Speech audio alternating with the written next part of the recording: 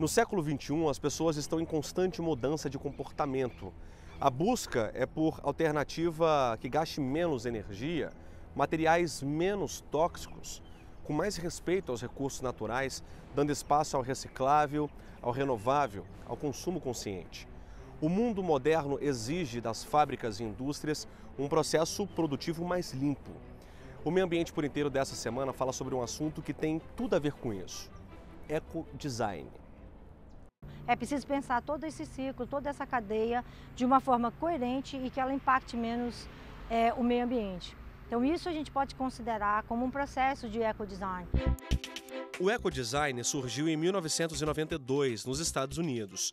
Foi uma busca de empresas norte-americanas por novos métodos para projetar produtos chamados ecoeficientes. O Ministério do Meio Ambiente diz que ecodesign é projetar ambientes, desenvolver produtos e serviços que reduzem o uso de recursos não renováveis. É uma tendência global, né? Então a gente pode ver desde países como o Japão, né, toda a Europa, né? Então a importância que isso toma, né, no contexto internacional, né? Então assim, o impacto que isso tem acontecido no mundo inteiro e grandes corporações pensando o design, né, voltada para isso, assim. Estamos no Laboratório de Tecnologia Química da Universidade de Brasília, onde são produzidas borrachas coloridas sustentáveis. Há 25 anos, a busca é por novas tecnologias que possam permitir melhor condição de trabalho e renda aos seringueiros do norte do país, considerados pelos especialistas como guardiães da floresta amazônica. Quando a borracha dá renda para essas famílias, elas fazem esse trabalho maravilhoso de guardiã da floresta e guardiã da própria cultura, que são tesouros culturais que vão passando de pai para filho, né? E esse material humano, esse conhecimento humano tem que ser preservado. Então, se nós abandonarmos a Amazônia à própria sorte, a produção da borracha à própria sorte, ela não vai sobreviver. Floriana explica que, como qualquer produto do extrativismo, a borracha da Amazônia não tem competitividade. A borracha que é plantada em São Paulo, ela colhe hoje, daqui a 2 semanas ela já está virando pneu numa indústria em São Paulo. A borracha amazônica pode passar 6 meses depois de colhida para chegar até a industrialização. No laboratório do ANB, pesquisadores e alunos fabricam folhas de borracha. O látex é colhido da seringueira e vem para esse galão.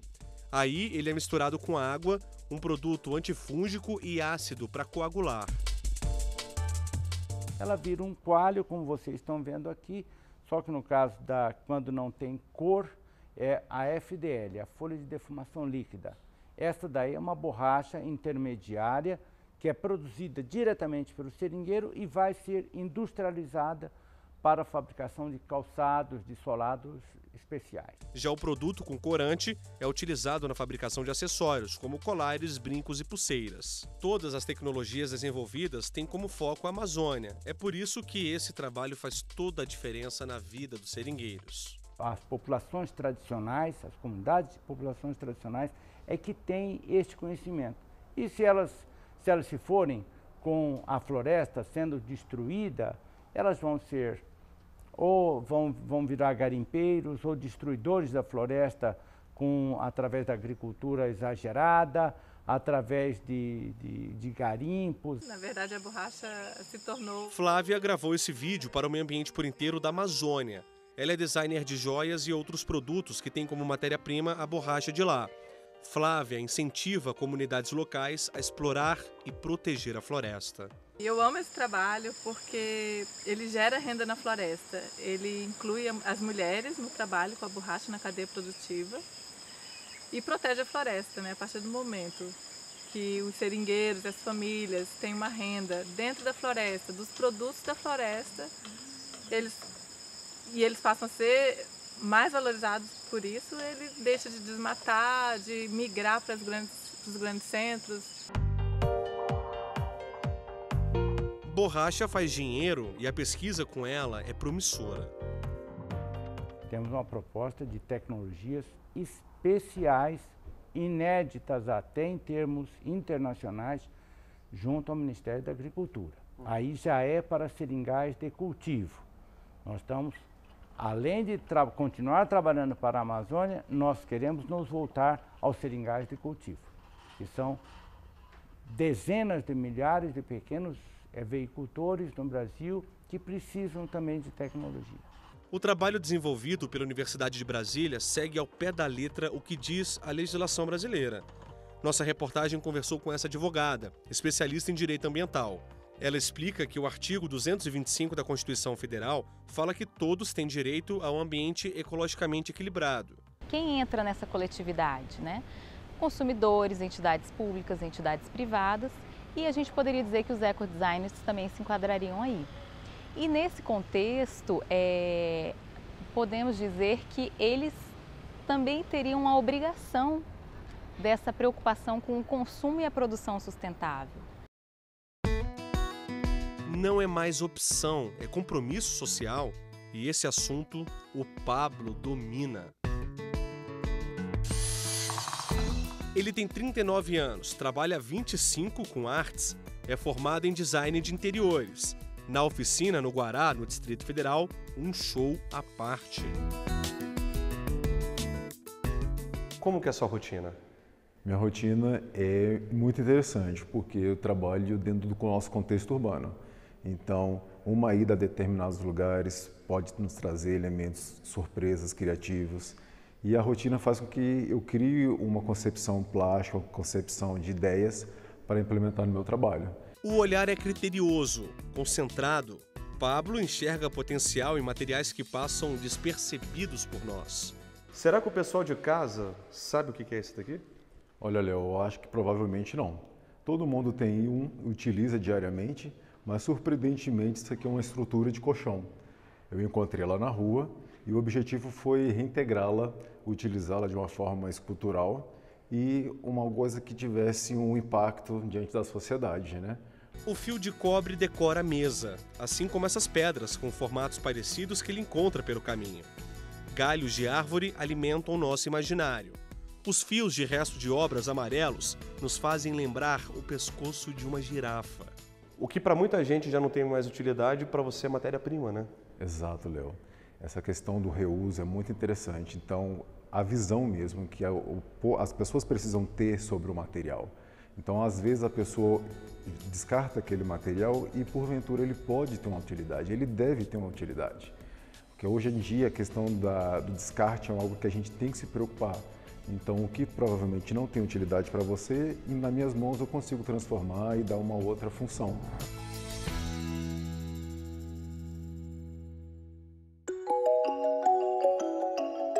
No próximo bloco, você vai conhecer as diferentes utilidades do bambu. Nas mãos de um colombiano, a matéria-prima vira obra de arte. Voltamos já.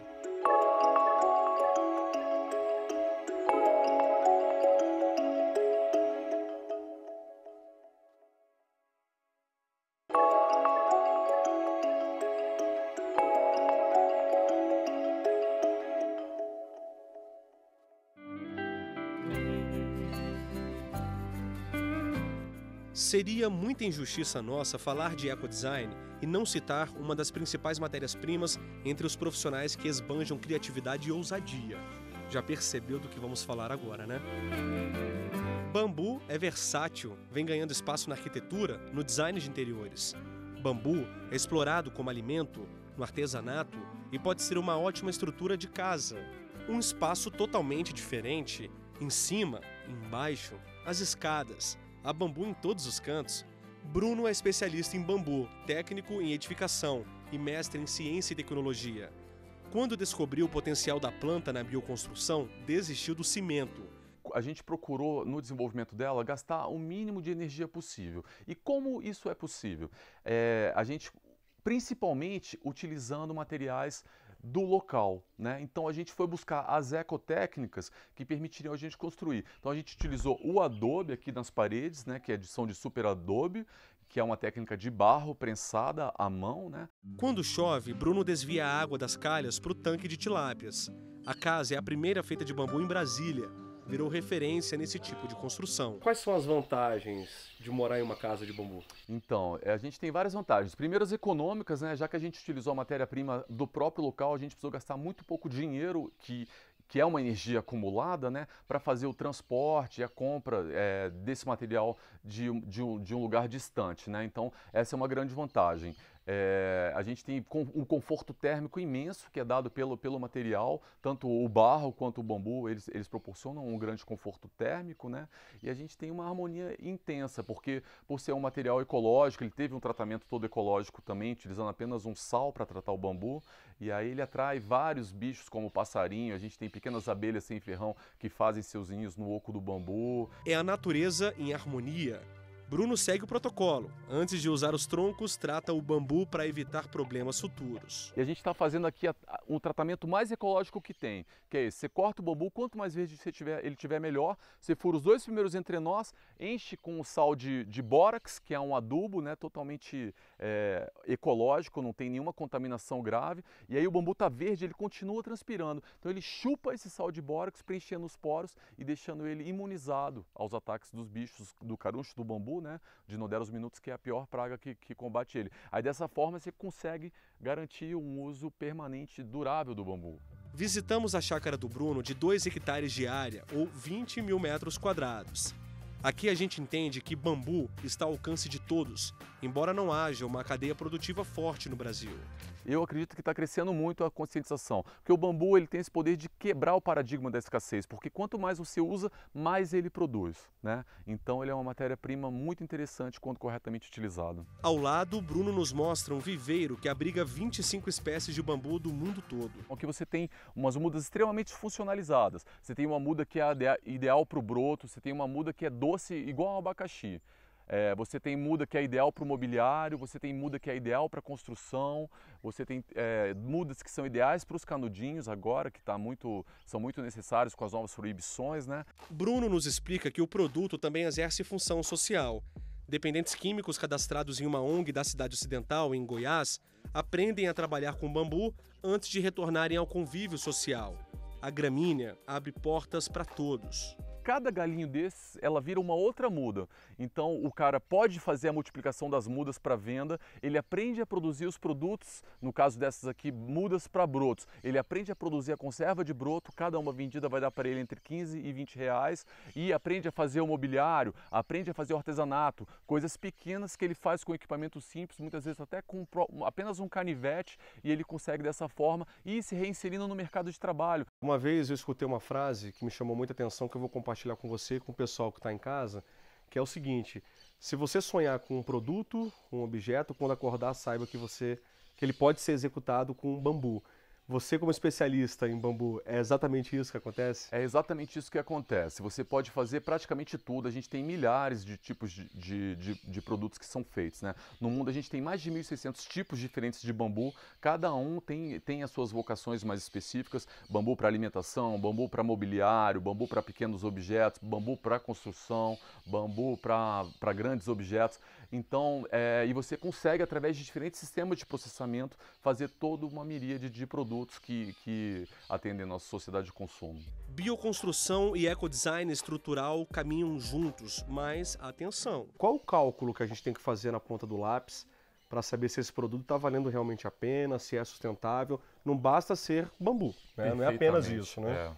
Para a gente ter um design realmente ecológico, tá? Um design ambiental ou um ecodesign, a matéria-prima ser renovável é um dos pressupostos, tá? E nisso o bambu atende completamente. Mas ao mesmo tempo, é preciso que você consiga fazer o cálculo da pegada de carbono desse projeto. Como foi o processamento dele? Quantas horas de máquina, quanta energia elétrica, quantas pessoas e insumos ele utilizou, né? Você consegue fazer uma coisa igual você faz de fibra de carbono, você faz também com a fibra do bambu.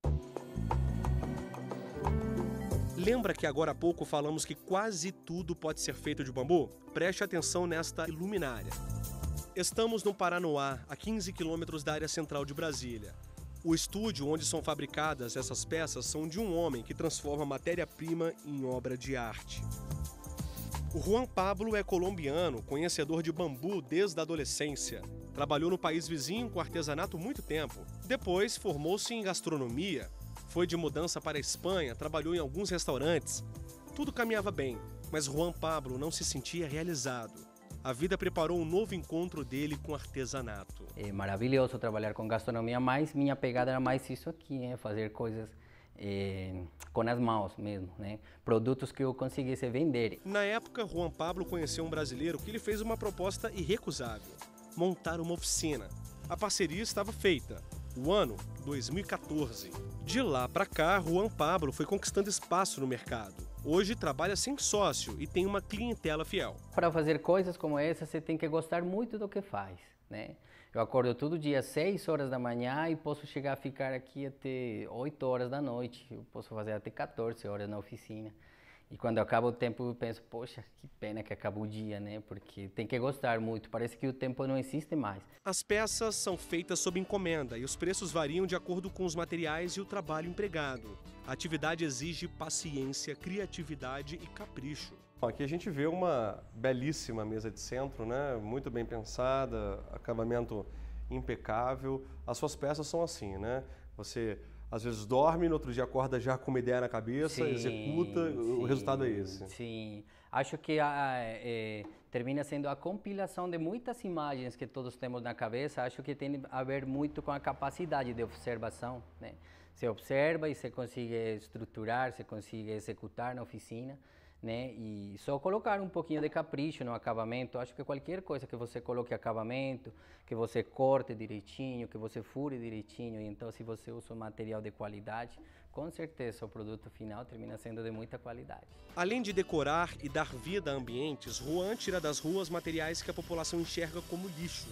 Muitas madeiras, por exemplo, já vieram para a oficina. Quando a gente acha um pallet, a gente acha alguma casa que vão demolir, né? A gente aproveita a madeira de demolição e coloca nas pernas ali, um pedacinho ali, né? Mas a gente não fomenta a compra nem o trabalho com madeira nativa, né? Em quantidades significativas, né? Que geram um impacto na sociedade, que geram um impacto no nosso ambiente. Juan faz o que ama. O trabalho é quase um hobby para quem deixou tudo para trás para viver aqui. Você se adaptou ao Brasil, Juan? Ah, não tem como não gostar desse país, gosto muito do país. Eu levo aqui no meu relógio, verde e amarelo, em todo canto. Todo dia eu agradeço, feliz.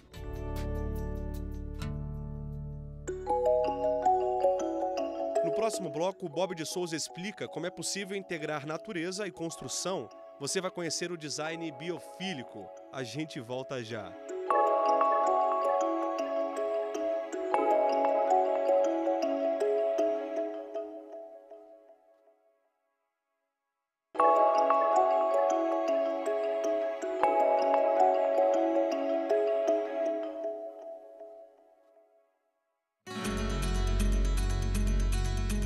Já vimos no programa que o ecodesign pretende trazer tudo que a natureza tem de bom para a vida das pessoas. Pode ser uma peça artesanal, um pedaço de bambu como estrutura ou um projeto de arquitetura. Construir sem agredir o ambiente, preservando luminosidade, vegetação. Mas será que isso é mesmo possível? Pensar um espaço sem uso de insumos poluidores, gerando o mínimo de impacto ecológico? Na arquitetura, isso se chama desenho biofílico. Abrimos esse bloco com essa visita a um projeto biofílico, que nada mais é que um projeto de amor à vida. Viemos aqui fazer essa visita porque nós estamos a cerca de 30 metros da divisa do Jardim Botânico. Aí você vai perguntar, puxa, mas não é difícil fazer uma obra numa área como essa de reserva? A boa notícia é que a arquitetura resolve esse problema com categoria. Quer ver? Ô Rosa, chega aqui pertinho. Como é que você fez um projeto aqui sem provocar desequilíbrio ambiental? Bom, primeiro que tudo, respeitando a natureza, né? Como vocês podem ver, aqui a gente está no nível das copas das árvores. Sim. Né? Por quê? Porque a gente teve que levantar, nós escolhemos levantar esses 2 containers justamente para manter a permeabilidade natural do solo. A gente não pode, de jeito nenhum, nessa área de preservação permanente, tirar árvores, interferir com essa permeabilidade natural, né? Da chuva e tudo mais. As árvores são todas elas catalogadas e nativas do cerrado. Então, elas têm que ser todas preservadas. Há até uma uma possibilidade de um animal do Jardim Botânico, que vive aqui nessa mata, de repente passar por lá de cá? Isso, ele pode atravessar, pode utilizar essa área como a área dele, porque é dele na realidade. Rosa é paraguaia e vive no Brasil há 10 anos. Rapidamente, ela mencionou a necessidade de elevar o nível da construção para permitir o trânsito de alguns animais nativos. Ela também menciona que a obra usa 2 contêineres, com pé direito de 2,50 metros de altura. Vamos entrar? Esses 2 containers, eles estavam nesse terreno como depósito mesmo de materiais de obra e tudo mais, né? E quando o dono ele quis ter esse estúdio aqui em cima, né? A gente decidiu, em vez de construir uma coisa nova, por que a gente já não recicla esses 2 containers que estão aqui? Quando eles esvaziarem, a gente levanta eles, né, e faz todo esse projeto. Então, nós abrimos os containers aqui nas laterais deles, colocamos essas esquadrias de vidro, né? Esse vidro é a prova de som também, né? Isso mesmo, esse vidro é a prova de som. Os 2 contêineres foram soldados e amarrados na parte de cima para evitar que a estrutura balance e se desalinhe com o uso diário. Esse pilar central ajuda a enquadrar as 2 caixas metálicas, travando os movimentos. Uma obra em container, ela pode sair de início mais barata, ela tem, evidentemente, um impacto ambiental menor, mas é preciso fazer um acabamento adequado para que ele se torne habitável, não é isso, Rosa? Que tipo de planejamento você fez para dar um acabamento aqui? Nós estamos com a casca pronta, né? A gente está usando o piso natural do container, né? Que é uma madeira um compensado naval que todos os containers possuem esse tipo de madeira. A gente vai tratar elas, fazer um tratamento e também a gente vai ter que colocar toda a parte de forro, né? No container, tanto no teto como nas laterais. Mas se você pensou que esse projeto de ecodesign biofílico é residencial, errou. Nessa parte da coluna para cá vai funcionar um escritório. O cliente é advogado, então ele vai querer trabalhar aqui nessa área. Da parte da coluna para trás, e o Paulo vai mostrar para a gente agora, essa parte aqui é a parte que vai funcionar um estúdio de música, porque o cliente também é músico. Então, é uma demanda muito específica, né, Rosa? Você teve algum desafio maior, algum problema para atender essa demanda, não? Na realidade, o maior problema aqui foi estruturar o container. Normalmente, uma obra em container custa 30% a menos que uma construção tradicional, com base em areia e concreto. Além da redução da despesa financeira, há ainda o benefício ambiental, com menos emissão de carbono pelo uso de insumos mais sustentáveis e recicláveis. A pós-doutoranda Fernanda Cornils estuda o desenvolvimento sustentável e defende o novo caminho para a construção civil. Dentro dos ambientes construídos, o design biofílico prioriza aguçar esses sentidos, como com cheiros, por exemplo, quando é possível ter plantas que tenham flores, aromas, o canto dos pássaros, quando você consegue ter um jardim próximo. A especialista explica que detalhes de iluminação gradual em um escritório, por exemplo, podem ajudar as pessoas a alongar as horas de trabalho, fugindo da intensidade da luz artificial. Interessante, né? E por falar em luz, que tal um restaurante que homenageia os raios solares, com design natural e promove saúde no cardápio? De quebra, a casa ainda usa o bom humor para buscar interação com a clientela. Saímos daquele escritório de advocacia que ainda estava em obras e viemos visitar um projeto acabado. É esse restaurante aqui. A dona manteve essa estrutura de madeira, tanto na parte externa quanto na parte interna. E estamos aqui ao lado desse quadro que tem uma campanha, uma brincadeira com a clientela, perguntando se o cliente fosse uma comida, qual seria? As opções são variadas. Eu começo rapidamente com arroz, feijão, bife, salada e batata frita, camarão e lagosta, guacamole, sushi, pizza, calzone, enfim, há uma série aqui de comidas que os clientes eventualmente gostariam de ser. Agora, tem uma coisa aqui interessante, que é sério, não é brincadeira. Quando o cliente deseja partir para desintoxicação, existe esse produto aqui. É uma couve desidratada, de uma maneira especial, e com as suas características nutricionais mantidas. Nada aqui é perdido. Eu vou experimentar para ver que gosto tem.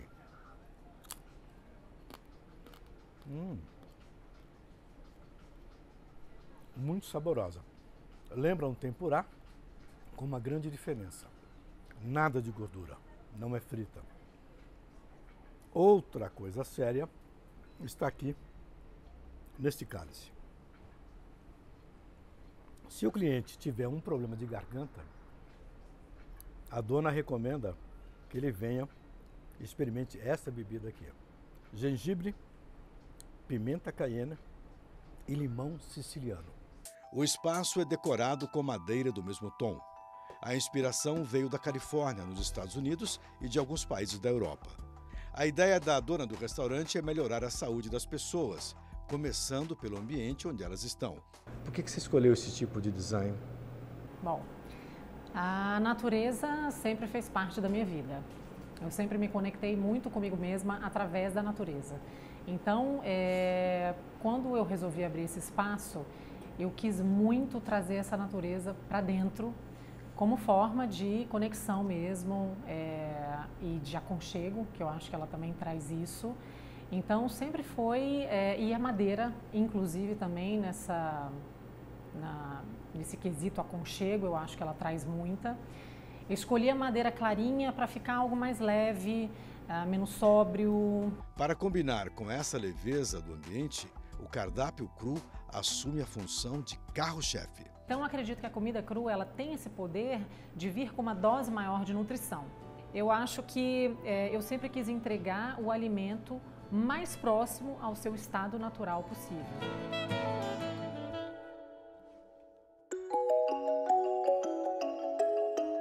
E assim chegamos ao final do Meio Ambiente por Inteiro. Para rever este e outros programas, acesse tvjustiça.jus.br. E se quiser mandar um e-mail para a gente, o endereço é meioambienteporinteiro@stf.jus.br. Acesse também o nosso canal no YouTube, TV Justiça Oficial. Até a próxima!